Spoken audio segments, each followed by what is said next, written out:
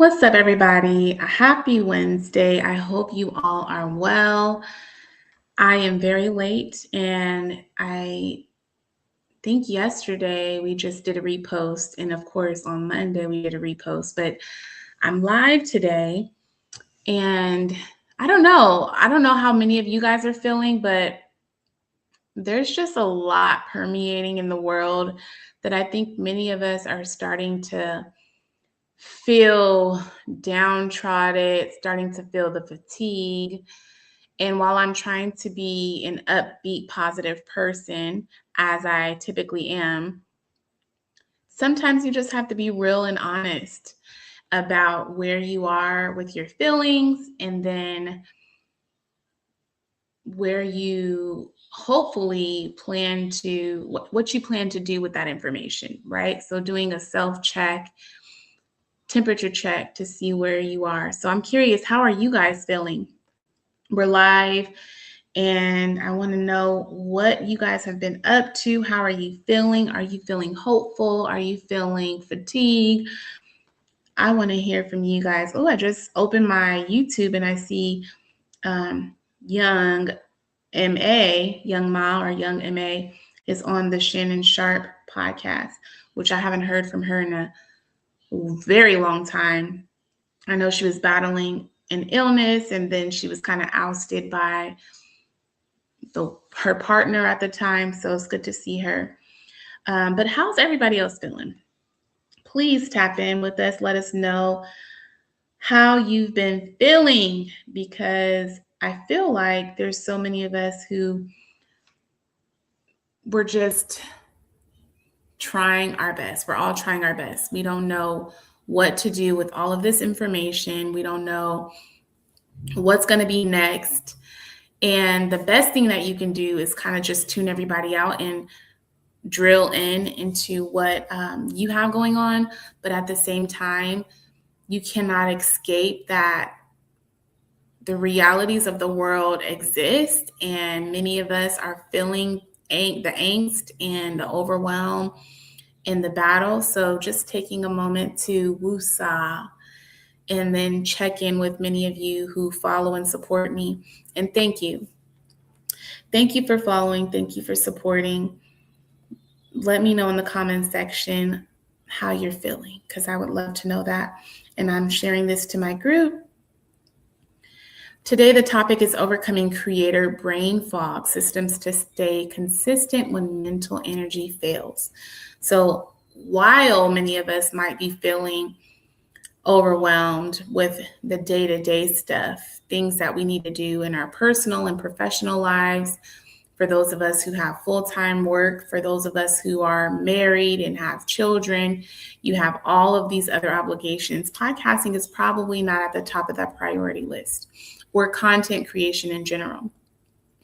So what can you do when you can't focus, when you have brain fog, when you are overwhelmed? Let's talk about it. But before we get into the topic, we always have to give you a debrief of what's happening in the world of podcasting, AI, and pop culture. I'm going to share a few clips that I think are helpful, things for you to ponder on, and then we'll get into the main topic. I do want to remind many of you guys that we are starting our first ever cohort, and this cohort is very different in the sense that we're helping you get the podcasting business affairs in order. So we're taking you from legal to launched. Even if you already have a podcast, I can almost guarantee many of you haven't gotten the LLC, you haven't trademarked the name, you have not looked into creating a CRM or systems to help run things on autopilot. So we're teaching you over the course of 4 weeks with a cohort. There's going to be email check-ins on a daily recurring basis, and then there's going to be one virtual check-in once a week. Of course, you have access to me around the clock, and we're giving you a bonus episode, 8 ways to monetize your podcast, as well as a bonus course teaching you how to launch your podcast in 5 days if you have not already launched, so that even if you're joining the cohort but you haven't started a podcast, you will have all of the material that you need to get started with your podcast, and you're not necessarily feeling like you're left behind.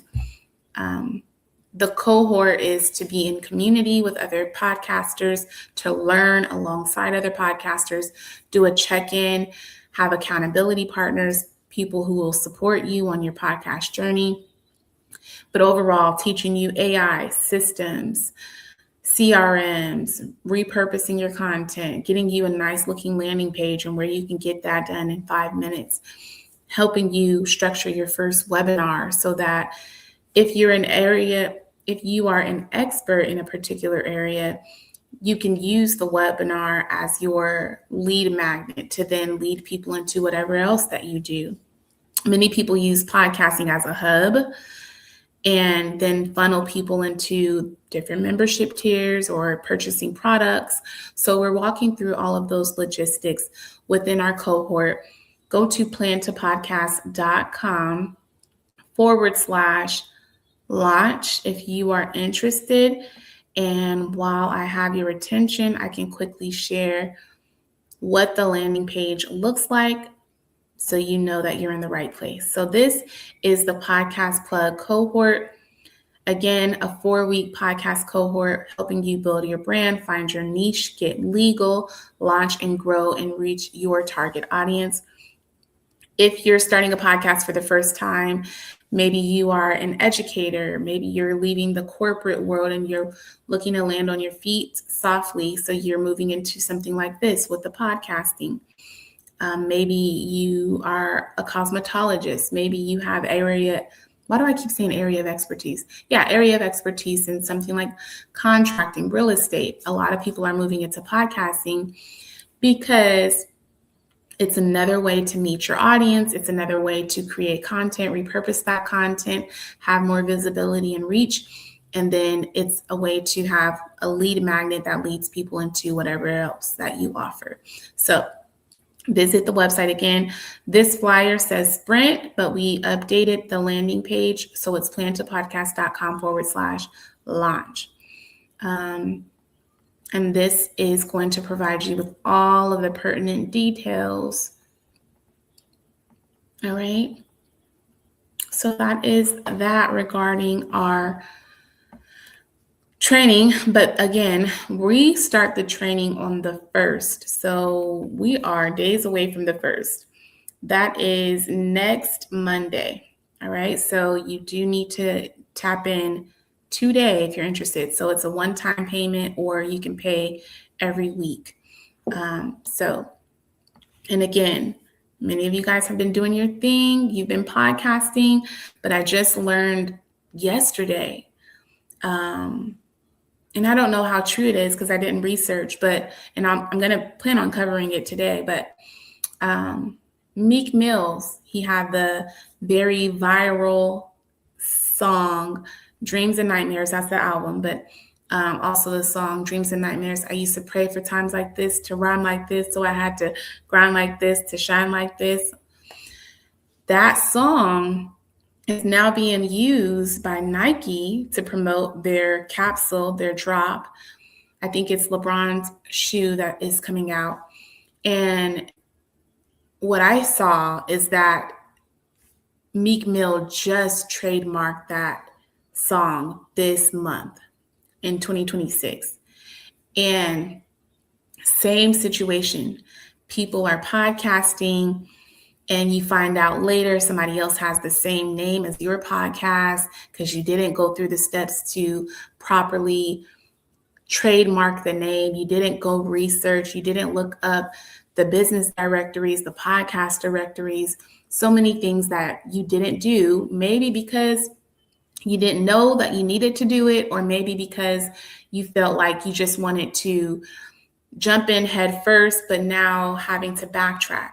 Many people are missing out on opportunities because they didn't follow a plan forward. I just learned from another post on Threads, somebody that I follow and who follows me, he was saying that two people he basically started podcasting with, he recently learned that they no longer are podcasting. They stopped, which is not uncommon. Many people stop within the first 3 to 10 episodes. And a lot of times it's because of the overwhelm. It's because they did not prepare. It's because they're recording on demand instead of having a stack of episodes ready, or I like to say a backlog or cache of episodes. And so if you go to if you join us in something like our cohort, you're going to get all of that information that many people miss. And that's the value of joining a cohort. It's like a mastermind. Many people are sharing ideas, bouncing ideas back and forth. People are going to support you on your podcast journey because they're expecting you to do the same. Once you meet a person, you can collaborate, be a guest on their podcast, and vice versa. Sorry for this. Whoop. Something I didn't even pay attention to. So the cohort is valuable in the sense that you're joining with the community, people who can support you on your podcast journey, but also you're getting the fundamental stuff that you need to run a successful podcast. Another announcement, we're on the cusp of doing our next in-person meetup. So tentatively speaking, we are partnering with a conference, which I will not name until we have our meeting on Saturday. But we're partnering with another conference. We're going to be working with them in August, and they're based in North Carolina. So it's another reason why you should join our cohort, join our podcast peeps, because we're really doing a lot of things to increase our growth and build as a collective as well as individual podcasters. So that said, those are the announcements. Please, again, do your research. plantopodcast.com/launch for the cohort. I'll share it one more time for those of you who are just now tuning in. And then we're going to get into the meat and the potatoes. So yes, let me go to the top of the page. And we're teaching you how you can make your money back, your first $500.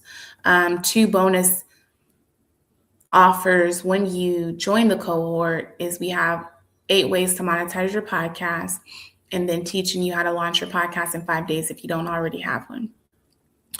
So here is our cohort details, plantopodcast.com/launch. And this is all of the information telling you the breakdown, what you can expect, why this is valuable, why this is important. I'm seeing so many podcasters.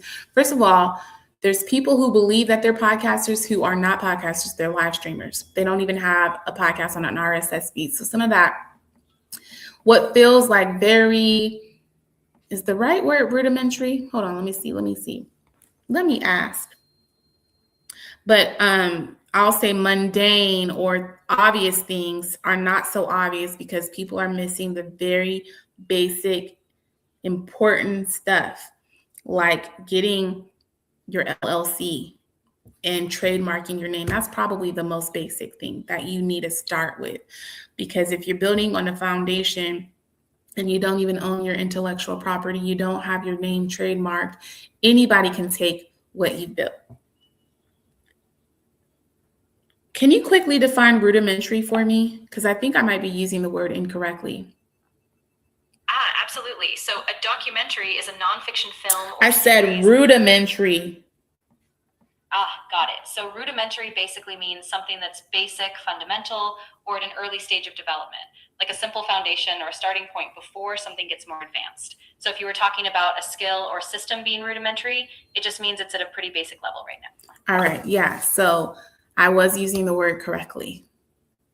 We do have a vocabulary word that I try to use every time I'm live, but this is not the vocabulary word for today. We can just add that to next week's live, perhaps. Rudimentary. So some of the very basic, fundamental stuff that you need to get a podcast going. Not just equipment. Before you purchase equipment, you need to have a plan. And in your plan should include an LLC and a trademark at the very least, okay? So again, we're walking you through CRM, AI, going from legal to launched, using tools that you probably don't know how they can function and how they help. I think every podcast should have a back end. And while I love platforms like School and Patreon, I have a live from last week talking about why you should be worried about building your own platform. Every day, we're met with a new algorithm, a new set of rules, a new way of operating. And you should, at this stage, at this juncture, be considering, how can I create my own platform, whether that's my own app, my own membership program, my own community. You should have a place where that is housed, that you have control over. So I digress. Let us move on. I told you I was going to share a few clips with you. So these are interesting, and I'm going to have to start them from the top. I only have the Instagram version, so I'll have to play around with each video so we make sure we get it from the top and unmute and mute. But I think that these are all things that caught my attention in the past week that I want to bring to your attention. Not necessarily because they coincide with the topic, but because I want these on your radar as well. And the first video, I don't know what it is. Okay, so this video comes from our very own Tango. He is a moderator in our group, the Podcast Peeps on Facebook. And he brought this to my attention. He actually tagged me in this post. I thought this was remarkable because AI, of course, has its pros and its cons. And in this case, it's very alarming. The con, truly, what's happening here is there's a content creator. She's pretty well known and she has a lot of followers. And I think she started on TikTok. I don't know her origin story, but apparently someone's using her content. They're dubbing her voice, so it's someone else's voice, and they made it to where her original content, I guess I should just let it speak for itself. So let me do that. Sure, no winning or losing, just spending time completing myself. So I can't really do what I thought I could do, apparently.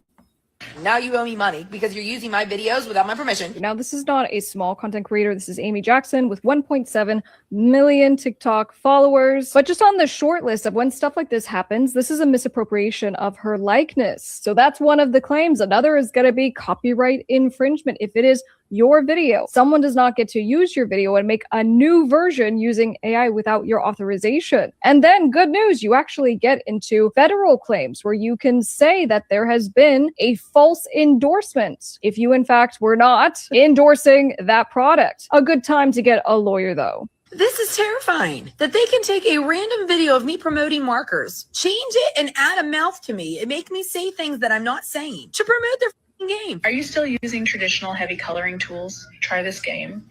This game has no levels, They no put enemies, a mouth on and I me. open it every single day. No pressure, no winning or losing, just spending time completing myself. Now you owe me money because you're using my videos without my permission. Now, this is not a small content creator. This is Amy Jackson with 1.7 million TikTok followers. But just on the short list of when stuff like this happens, this is a misappropriation of her likeness. So that's one of the claims. Another is going to be copyright infringement. If it is your video, someone does not get to use your video and make a new version using AI without your authorization. And then good news, you actually get into federal claims where you can say that there has been a false endorsement if you in fact were not endorsing that product. A good time to get a lawyer though. This is terrifying that they can take a All right. So as I said, because I only have the TikTok, I'm not able to control the video. So I just let it play a few times so that people can get the full gist. But this TikTok content creator with 1 million plus followers did content, someone was able to take that same video, dub her voice, put some other voice and mouth over it to promote a completely different product. Now, some of you might be thinking, well, what's the difference between a duet or remixing a video? The original content remains the same. Whereas in this case, where we just shared the video, somebody completely took her face and likeness to promote some other brand that she has no knowledge of, no relationship, no contract, no agreement with. So the young lady who was doing a reaction video was saying in the various ways that she can take it to federal court. She can go so many different avenues to make sure that she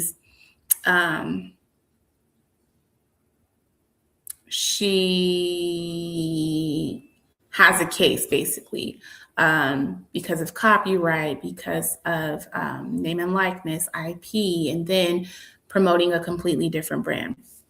So you guys, again, some people will fall short or victim of that. If you, not in that case, but like name and likeness is a huge deal. You have to protect your own assets. You have to protect yourself. And then just knowing to be cautious out there, be vigilant out there, because AI is, again, has its pros and cons. It's kind of getting out of control. So just something to put on your radar. Next one.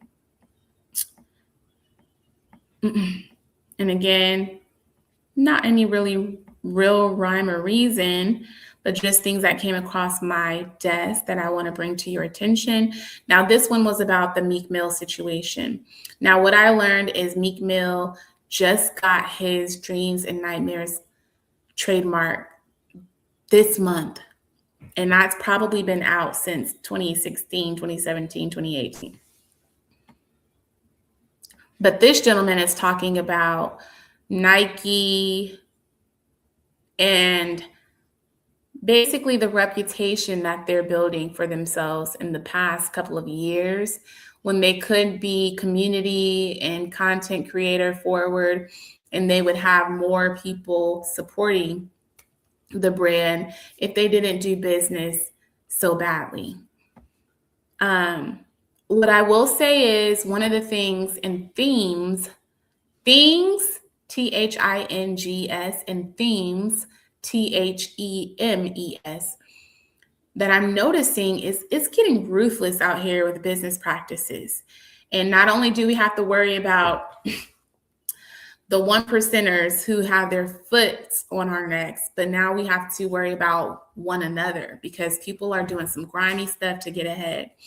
So I think LeBron also has a hand in this, or at least not so much that he's has control, but he could speak up and say, hey, I do not agree with the way things went, and he can speak out about this issue.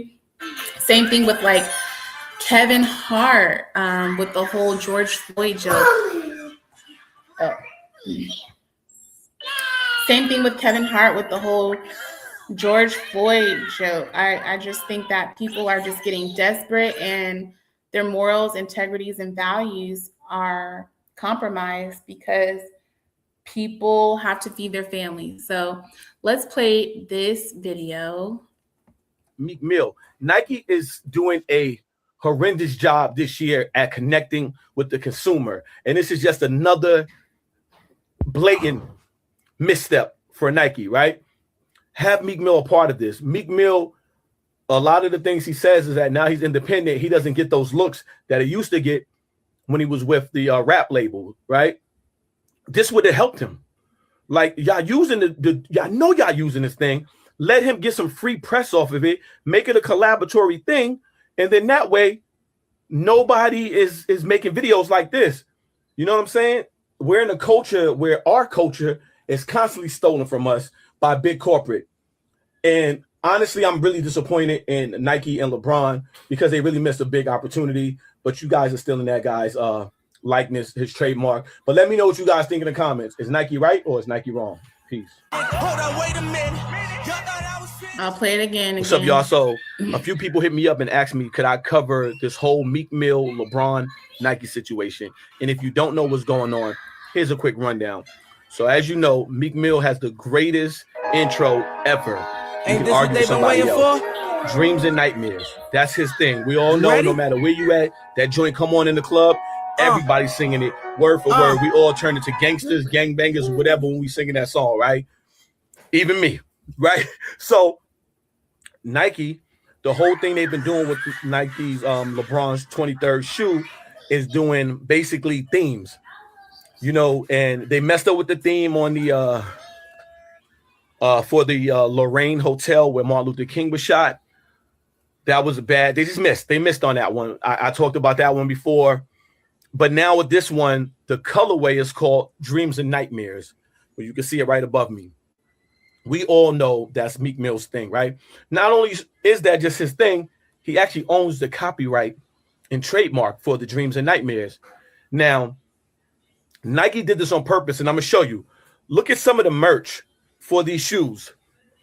The front of the t-shirt is Dreams and Nightmares, but the back of the t-shirt, it's a tour t-shirt, like tour dates, which Meek Mill as a rapper would have tour dates. So the crazy thing to me about this whole thing is that Nike went forward with this whole process and never thought about, we should attach Meek Mill to this, being that we're using his brand for this shoe, right? And we know LeBron's a big rap fan, and we know he probably loves Meek Mill, right?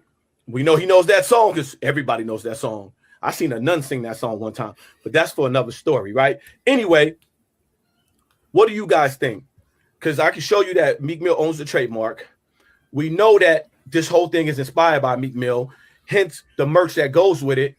Why didn't Nike just tap Meek Mill? Nike is doing a horrendous job this year at connecting with the consumer. And this is just another blatant misstep for Nike, right? Have Meek Mill a part of it. Meek Mill just applied last week for the trademark. So Nike probably saw a window of opportunity, saw that someone, another, you know, us, you know, I talk to Black people, right? My folks. So somebody else who didn't take care of business. Now, what I'm hoping, because I know that Meek Mill is very close, and I use that loosely, but I always see him with Michael Rubin, who I know, hold on, I don't know which team.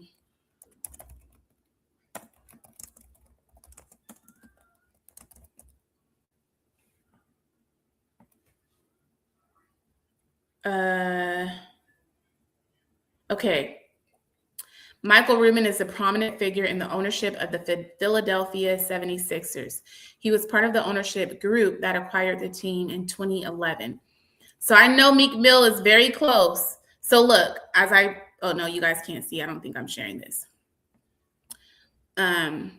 Michael Rubin, if you guys don't know who I'm talking about, Michael Rubin, this is what he looks like. There he is. That's Michael Rubin. So Michael Rubin, Michael Rubin, Michael Rubin. There you go. Boom. Very close. So I hope he can lean on his friend to backtrack and get on the same page with Nike. Because I know Michael Rubin has pull. He's worth a ton of money. And so sometimes it's about your relationships and your partnerships and who you align yourself with. Hopefully Nike, LeBron, and Meek, and hopefully with the help of, you know, everybody pushing this forward, hopefully they can backtrack that, because that is a bad look. And I hope LeBron says something about it, even though he probably doesn't have a hand in it, to say, I stamped this, my name is on this, and I did not go to Meek Mill himself. Either it's going to do one of two things. It's going to make LeBron look more like a sleazeball, or he has he can redeem himself and make this right again. Because I just think that this is not a good look, even though Meek Mill didn't do his due diligence. And sometimes, going back to the reason why we're starting this cohort next Monday, sometimes it comes down to that. Business is business. You built a brand up so far, we're going to take it right underneath you. And sometimes people don't even care if you have a trademark. They just want to fight you in court, and some people can't afford that. So, you know, I don't know, man. It's crazy. It's ruthless. That's all I can say. I'm curious what your thoughts are. I just think that that's just one example. It may not seem like a big deal to many people, but everybody knows Dreams and Nightmares, what it did for the culture, how it permeated, how it transcended. You have it playing everywhere, even to this day, especially during the games, during the clubs, big viral moments. If you go back, Trending Audio, I'm sure, has been using Dreams and Nightmares across social media for so many big moments in culture and history. So it's very unfortunate. You have to cover your butt. That's what I want to speak to on that topic. Now, the last video I want to show you guys, and again, we're still glossing over some stuff. We haven't even gotten to the meat and the potatoes quite yet. The last one is something a bit more positive, I will say. Speaking of podcasting and the potential of podcasters and where we are in the industry, that I don't think a lot of people are actually privy to. And this is stuff I talk about all of the time, whether it's in my podcast peeps groups or whether it's in my lives. Some of you guys who follow me very closely, I see the growth, I see the stuff that I was able to impart, and I see where you apply that information. Some of you guys are still floundering. Some of you are still figuring it out. But I will say this gives me a sense of hope with what you can do with your platform as a podcaster and what monetization opportunities are afforded to you. Now, mind you, if you join the cohort, included is one of my webinars or my sessions where I taught 8 ways to monetize your podcast. But I'm going to share this video. And I think you guys might know this person, maybe not, but let me know. Get other deals from that. And then again, you go beyond that. There's so many podcasts who have leveraged television shows. We're now authors. Patreon first. We still to this day make a huge chunk on it. We make $250,000 a year just on Patreon. Everybody's got a podcast. Yep. And you know, there's different, levels of them. There you know is. what I mean? But like, tell people just in general, like, what are some of the main monetization channels that you all use for your podcast? First off, diversify. Everyone immediately wants to go to a network. Mm-hmm. Now live shows, just know you're going to start off small. Figure out a way to get a space, look in your local market, get a space. You can sell tickets, Eventbrite, do it like that. That's you marketing, right? Merch is tricky. Merch, you can do capsules. Merch, you're not going to see a lot of money. Yeah. Merch is goddamn expensive. Merch, you're not going to see a lot of money. However, merch is another avenue. If you're able to get those designs and make a demand for your merch, that is a possibility as well.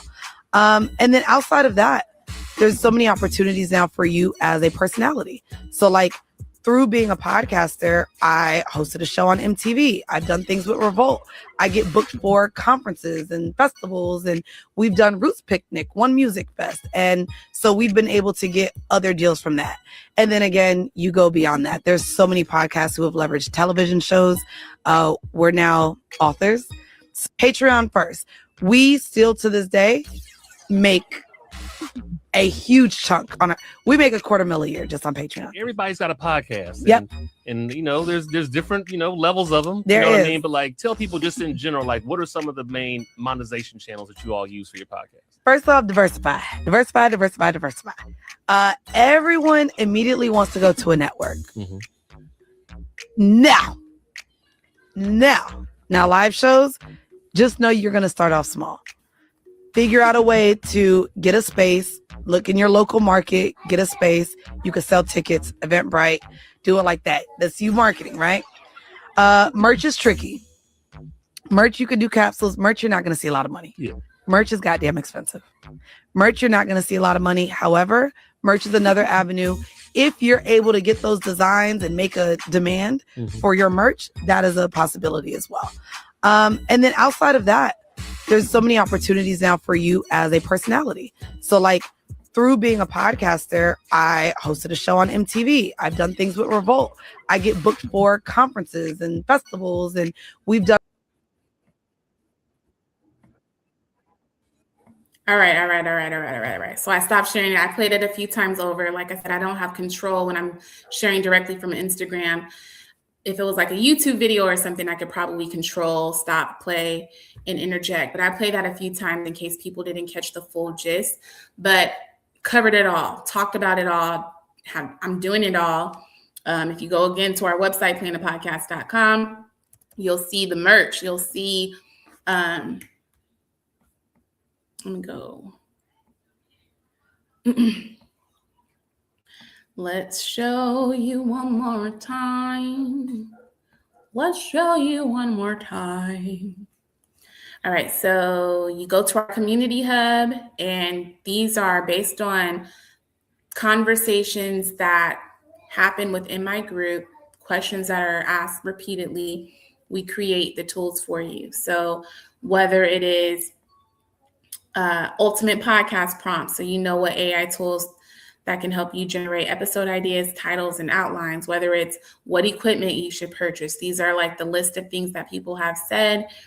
Hosting platforms, it compares the hosting platforms for you so you know what's out there based on features, based on budget. So for example, this is one of the bigger ones, something that gives you the whole snapshot at once. So you guys, you got to go out there and get the work. You got to tap in. I talk about this stuff. Sometimes it goes over people's head, but you can't say, I haven't been trying to teach you. I haven't been trying to help you. I provide free information all over the website. We do get a lot of hits on the website. I just created last week an AI podcast stack because, again, even myself, I'm like, there's just so much out there. Can we just help people figure out what should I use for now, right? Because it's just too many AI platforms out there. So we created an AI stack that basically covers that for you, gives you a whole comparison analysis so you can make your decision as to what makes the most sense for you, for your podcast, for your general needs. But again, helping you see all of it right in front of you so you can make a decision. Okay, I need this, this, and that, and that's it. But again, I'm here. You guys got to tap in and take advantage. Last thing I'm going to show you is we do have the community tab on the Plan to Podcast website. Ooh.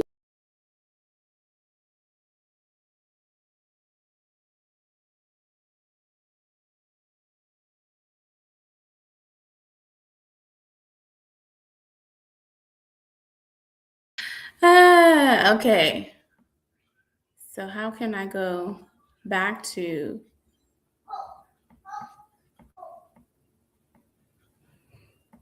You guys, I exit out of my own live. Okay, let's see. What does that look like? Okay, perfect.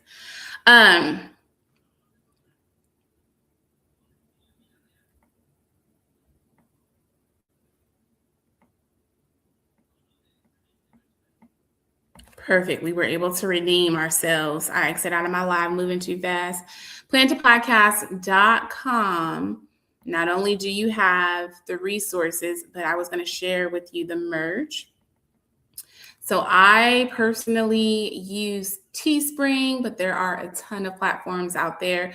Teespring, to me, easy to get started, easy to set up. You have a new concept, you have a new idea, just go to Teespring. So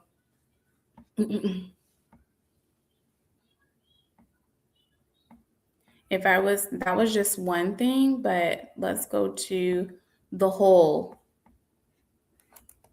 So Plan to Podcast, all kind of stuff that I created over the years. So even if people don't purchase, you can't say it's not there, right? You can't say we don't have a professional looking website with all of the things. So what I did tell my community and the podcast peeps group is that for all of you who do make a purchase, the money goes right back into supporting the community, whether that is funding the trips that we take when we meet in person, or whether that's helping support someone who wants to start a podcast but can't afford a podcast equipment kit. So your purchases help support others. And then also the swag just looks good. You're part of a community. So you guys know I have my gray Plan Too Hot podcast gear. This capsule came from us attending the Black Effect Podcast Festival in Atlanta. Then we're going to be soon attending another conference in August. So again, she said merch is hard, it's tricky. You don't get a lot of money, but it does make you look like a professional brand. And I agree. All right. Enough. Let's go into the main topics, the updates, and all of those important things.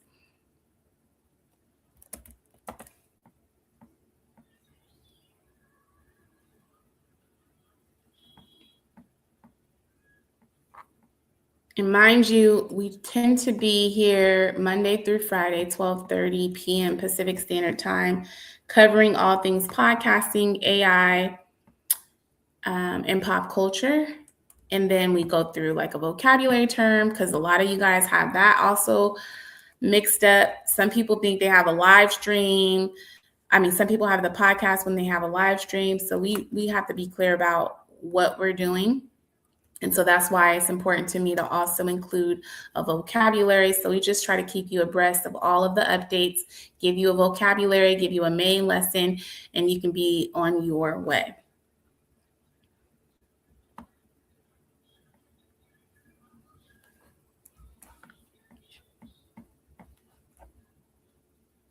All right.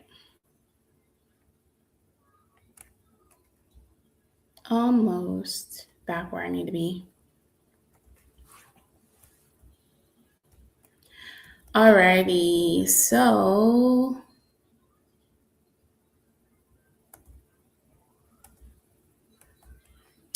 the creator economy is officially shifting into media company territory, not influencer hustle territory anymore. Spotify leadership is doubling down on video podcast, interactivity, and membership style engagement, which signals for podcasters that this is becoming more of a tangible product, not just an episode, not just something people listen to. It's like they listen to the podcast and then there's a call to action at the end and they're following up on that call to action, that thing. Whether it's joining the community, whether it's buying the t-shirt, whether it's buying the coffee mug, whatever, or attending the event, podcasting has become more than just something you do. It is a hub to which you are, it's an entire ecosystem to which you're meeting your community and engaging with your community in multiple ways, whether it's the audio, then the video that comes out, and then it's the in-person meetup, then it's the online meetup, the webinars, the different sessions, the masterminds, whatever. Also, platforms are investing heavily in creator hiring pipelines, so talent managers, partnerships, influencer operations, showing creator businesses are now structured like entertainment studios. Podcasts are evolving into multi-format shows, so audio, video, clips, and AI summaries instead of linear listening experiences. And live podcast events and international podcast festivals are scaling globally. Multi-country attendance, expanded programming, confirming podcasting is now an in real life industry, not just digital audio.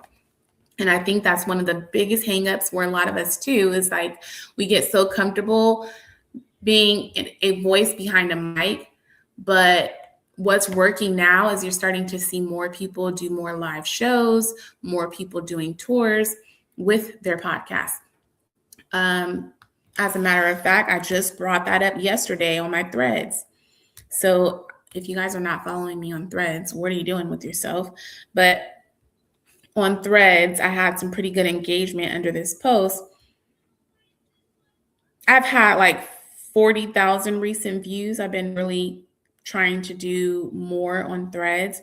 But the post in particular was, what do you think about podcasters going on tour?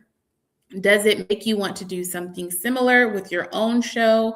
Have you got what it takes to take your podcast offline and onto a stage? And the real question is, have you ever bought a ticket to see a live podcast recording? So I'll share just a few of the comments, but go to my Threads, follow me on Threads. I'll follow you back and make sure you leave your comment because I am curious to know. Now, mind you, as a podcast coach, a strategist, someone who works in this space, this information to me is important because I make sure to back all of this up by doing things to help you. So maybe you don't have the time to do all of this stuff on your own. So I'm going to create it for you. I'm going to do it for you and invite you in. So one of the responses was, I've definitely wanted to take my podcast on the road. It's a goal of mine, and I mean global. My podcast is about names, culture, and lineage. I would put her in touch with my good friend, her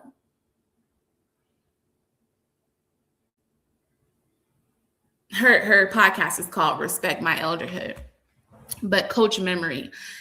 I kind of get tongue tied because I'm like, okay, do I say the alias? Do I tell the real name? What do I do? Coach Memory in our Facebook group, the podcast peeps. Another person says, as a chronically ill introvert, touring isn't my bag, whether it's a musician or a podcaster. I would be happy to do meetups and events a few times a year, but maybe I don't think I do a podcast tour per se, where I go to a different place every few days. Valid. And again, it's all possible. You get to structure what it looks like because it's your platform, but just know you can diversify, you can do things differently. You don't have to follow the mold. I think the way that podcast. So what I believe is that podcasting is like the wild, wild west, right? Like it's still very new. There's people doing all kind of stuff and it all works for the most part. Whether that is the red pill, blue pill relationship conversations that we're kind of tired of, those are the conversations that are going viral on social media. So it works to a degree, even though some of us are fatigued and don't want to hear not another comparison of men versus women. Or whether it is, you know, you follow a strategy of somebody like a Joe Rogan, Joe Budden, Charlemagne from the Breakfast Club. They have their strategy, how they've syndicated. They went from radio and moved up to, you know, doing podcasts, repurposing that same content. The way the Breakfast Club structures their show, they have a format so that the long form sounds and looks good, but if you cut it all up into bite sizes, you can clip things up. So you have Donkey of the Day with Charlemagne, you have Jess with the Mess, you have people calling in, you have now Lauren doing her segment, and then you have another person, I don't remember her name, but she does more of the news. Lauren does more of the pop culture. Jess does more of the community advocacy, kind of talking and giving advice to the people that call in. So it's just so many different ways that you can go about it. And that's why I say it's like the wild, wild west. There isn't just one framework that works. You can do whatever you want when it comes to your platform. And sometimes the best of the best, you know, sometimes their method doesn't necessarily work for you. So you have to do things in your own way. So like the person who said, because of my illness, I cannot go on tour. I need to be close to home. So maybe just doing small mini meetups. And so I started doing that last year. I did it. It was very short lived, but I was going to my local coffee shop and telling my friends, pull up, let's have an in-person podcast meetup. Same thing that you can do in your own hometown. It's not that deep. You get to decide what it looks like. AI news launches and investments. Google's AI ecosystem push continues with agent-style systems, including Gemini Spark, positioning AI as a doer, not a chatbot assistant. And again, we're now moving into, so it's not just the conversation about Chat GPT versus Gemini, now you have AI agents that are doing the work for you. You're delegating the task. You can walk away from your computer and expect the task to still be fulfilled. So we're talking about that in the cohort as well. Industry-wide shift toward AI transparency standards. So CTPA plus Synth ID adoption as OpenAI and others integrate watermarking systems. If you notice, if you're posting on Instagram, they make sure that if you use an AI, you don't even get to mark it. They know, and they will put that on your picture. So let me see. I don't remember. I think it's AI info that they tag your AI photos with, if I'm not mistaken. Yeah, AI info. So you know that AI was used. AI tools are aggressively moving into content creation, automation, podcasting, editing, clipping, repurposing, and summaries are helping lower the barriers for entry for content creators. In the bigger picture, AI is no longer competing on chat, it's competing on workflow ownership, creation, distribution, and monetization.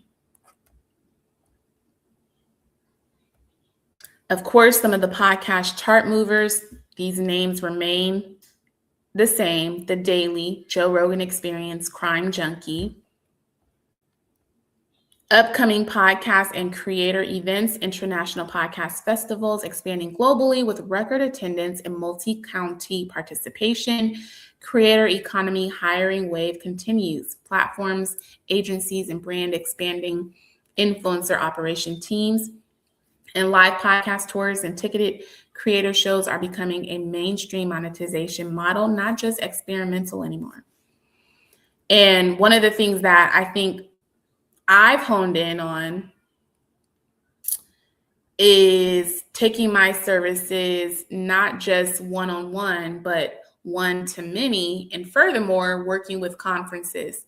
So I started that last year. My first ever conference was with Rudd's Rub. And then the second conference that I worked with was the Bobby Symposium.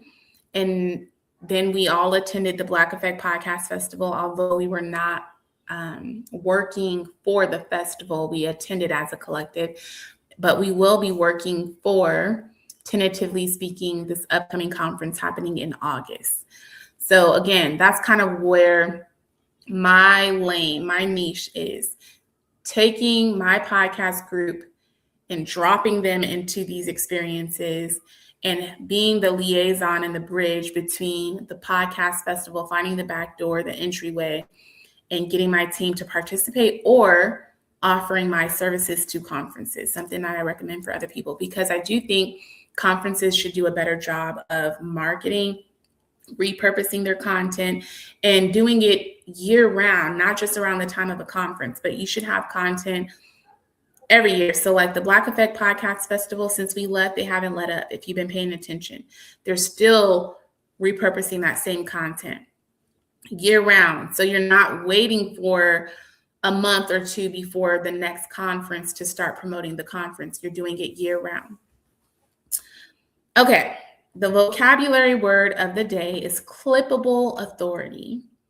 Clippable authority: when a creator becomes influential, not from full episodes, but from shareable, repeatable, short moments extracted from episodes. If your podcast doesn't have clip value, it doesn't have distribution value. So you should be able to take a clip from your podcast episode and it should penetrate, right?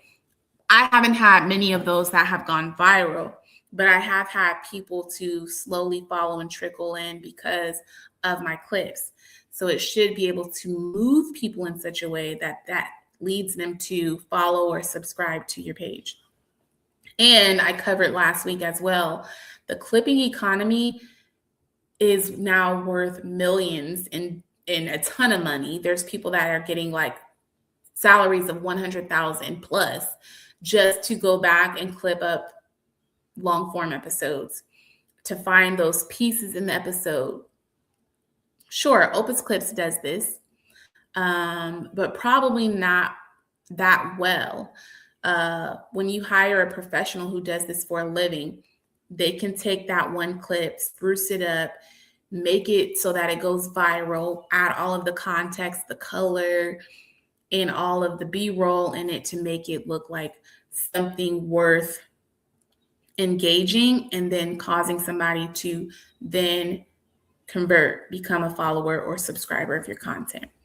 So AI tools now automatically detect viral moments inside long podcast episodes and turn them into shorts for TikTok and Instagram. Again, Opus Clips, but it's always not the best. Audience behavior shift. People are discovering podcasts through clips first, not episodes. And viral pattern, bold opinion, clipped moment, reaction content, and discovery loop. All right. Last thing I'm going to touch on, which is the main topic of the day. For those of you who say, yes, I'm overwhelmed. Yes, I'm feeling the fatigue. Yes, I'm trying everything I can think of, but it's not penetrating. It's not getting through. It's not converting. People are not buying anymore. They're not getting the products. So I just don't want to do this anymore. I'm tired of content creation. I'm tired of podcasting. We all have those moments. Many of us where we feel like we hit a wall, hit a plateau. And so what we're going to talk a little bit about is ways to kind of combat that. So all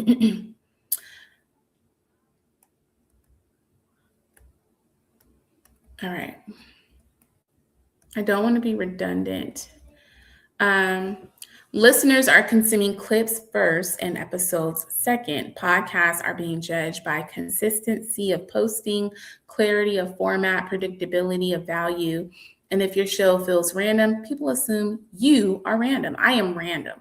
I've done about 9 or 10 shows, but I know that about myself. And my goal was never to like get a bunch of downloads. My goal was to get a bunch of clients, a bunch of people, and build my community first. So I'm just trying different things, different strategies as someone who sits in the coaching side so that I can be well adept and well versed, and I can provide people with education because I have the experience. So I push myself to the max. Even when I first got started, I was doing like 5 podcast shows, very different ones, and just testing formats, testing ideas. So I'm very clear that while my podcast itself seemed very random and inconsistent, one thing that's been very consistent is I still teach and coach podcasting for people who need my services. What's actually breaking creators, not ideas, not talent, it's the chain. They don't have the energy, they don't have the systems, they don't have a pre-made structure. They're experiencing decision fatigue because, again, there's just so much out there. Nothing is getting posted. There's the shame loop, like, man, I suck at this. I'm not doing well as I thought I would. And so they restart and call it a rebrand. So that's the real creator burnout, especially when you're comparing yourself to other creators and you're trying to catch the wave, but you really don't know where to get in at. It's just a lot. Between AI changing every day, all of these platforms trying to also offer something AI related because that's the wave. Everybody's trying to chase the wave. And so, yeah, it can put you in a whirlwind. The fix, this is the core of today. So system number 1, every episode must already have a hook, 3 repeatable segments, and 1 closing call to action. My teaching instructor used to always tell them what you're going to tell them, and then tell them what you told them. You can use that same thing in your episodes. Open with the hook. You know, most content creators are feeling the weight of creating every day. They are having creator burnout. And if you want a very simple strategy for you to avoid quitting just before you hit that threshold, then listen to the next 30 minutes of this podcast episode. I'm going to give you no fluff, easy strategies that you can use starting today and instantly see a change in your process. We're going to give you some strategies and you're going to be able to apply this and you'll see a difference. You know, just something like that. And then you're going to go through the strategies, number 1, 2, and 3. Then you're going to recap. For those of you who said you were experiencing creative burnout, if you stayed to the end of this episode, you learned these 3 things. If you want to follow up more, then definitely look in the description for my ebook that gives you the guide. Look in the description for the guide that talks more in detail about the 3 strategies, whatever, something like that. So another example is, today I'm talking about what breaks creators when their brain is overloaded. Segment 1, what's happening in the industry. Segment 2, what most creators are doing wrong. And segment 3, one fix you can apply today without reinventing the wheel. So that was number 1. A hook, 3 repeatable segments, and 1 call to action. And it doesn't have to be an hour like this stream is. I'm usually about 30 minutes to an hour with these live streams. But because I wasn't live Monday or Tuesday, I guess I'm just kind of throwing everything at you today. System number 2, energy level production tiers. So you only operate in 3 modes. You can liken this to, if you have a child in school, they used to have like what we call an A, B, and a C day, where the days are a bit different. So like, for instance, my son probably has A and B, thinking about his schedule. So on some days he'll have choir, and the days he doesn't have choir, then he goes to the library. So I think Monday, Wednesday, Friday is choir. Tuesdays and Thursdays is library day. Same thing. When you know, okay, today I'm doing a temperature check, I woke up and I'm not feeling my best, it's a low energy day, a brain fog day. So do only a speak only episode, no editing for perfection, 1 topic only, repurpose your own content. Those are some options. If you use something like StreamYard, like I do, and I didn't want to be present for Monday or Tuesday, I was able to repurpose my content from those episodes. And so that's what repurposing looks like. It's evergreen content, lives forever. You can repurpose it by using the repurposing features, and there you go. If it is a mid-energy day, you can use it to record and then get some basic clips, light structure, not too much going on, and then use AI for captions and titles. And then if it's a high energy day, this is where you can batch record multiple episodes, take that, turn it into multiple clips per episode, and build a backlog. Most creators fail because they act like every day is a green energy. So you act like you're high energy when in actuality, you're not really feeling it. And so you don't hit all of your goals. You don't get to batch record. You start off really high, then somewhere in the middle, you fall off, you trickle off. So just understanding a low, mid, and high energy day and what that looks like. If you have a brain fog day, maybe you just spend that day again, repurposing your content, going out, enjoying yourself, being out there, taking a walk, going outside, visit a beach, get some energy. It doesn't have to be a content day. You can just repurpose your content. It doesn't have to be a day where you create new content. System number 3, content autopilot rule. If you are tired, you do not ask, what should I post? You ask, what is already scheduled, recorded, or reusable? If the answer is nothing, that means you are not doing well. That means you need to work on batch recording and having something that you can repurpose for future reference, okay? And system number 4, clip first design. Every episode must contain 2 strong opinions, 1 emotional truth, and 1 controversial or polarizing line. So I have a friend, Donnie, like literally on his podcast, he says, I want to interview a racist. So he's always on the hunt for interesting conversations, things that challenge things that evoke critical thinking. Now, many of the people in my podcast group avoid Donnie. I've been on this platform a few times, even when I didn't feel like I knew all of the answers, but I knew Donnie was going to pull it out of me. But he probably is someone who does this very well, has very strong opinions, some raw emotional truth in there, and 1 controversial or polarizing line. Donnie just posted something in my group. And although this is what a good moderator does, even if you have your own personal bias and you disagree with something that is said, you cannot, interfere. So one of them says, I don't believe this, and dare I repeat it, but he was saying, Jesus graped his own mother. And I'm like, Donnie, what? But you know what? I'm a moderator of a group. It's not the Podcast Peeps group. It's a different group. I won't even say the group.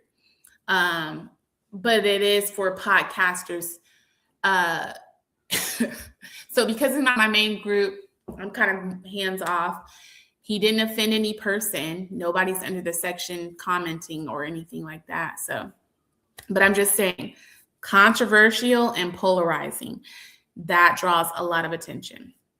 So that said, you guys, I kind of rambled today again. I don't know why my browser's off. Sorry. I wasn't even looking this entire time, but you roll with the punches. Earlier today, it took me literally 30 minutes to get my camera to work. And then finally, for whatever reason, I'm in the middle and it just stops. Technology,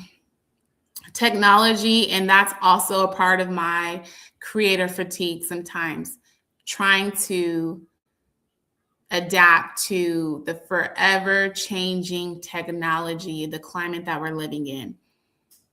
But again, something referring back to what one of my podcast peeps said earlier that I thought was really powerful and really speaks to the topic and where I want to kind of leave things. And it's Tango, by the way.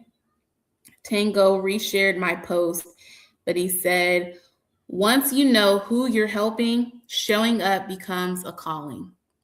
And I could not agree anymore. So even when you're experiencing creator fatigue, once you've built a community, my podcast peeps, you know that they rely on you to show up. They trust your opinion. You show up. That gives you the boost of motivation. So sometimes it's just about getting the right people to support you, getting the right community. So yeah, that's today, you guys. I know we're all feeling it. The woes of entrepreneurship, the woes of the world, the woes of America. It's a lot. People are strapped between the gas prices, the grocery bill, and then every day learning something new on the news. People are just at their wits' end, but you have to find it in you to push forward. And community helps. Some people that can support you when you fall. So happy Wednesday. Time to go get my kid off the bus. I hope you all have a lovely day. Of course, we have, again, the cohort starting on June 1st. If you are interested, go to plantopodcast.com/launch. Bye.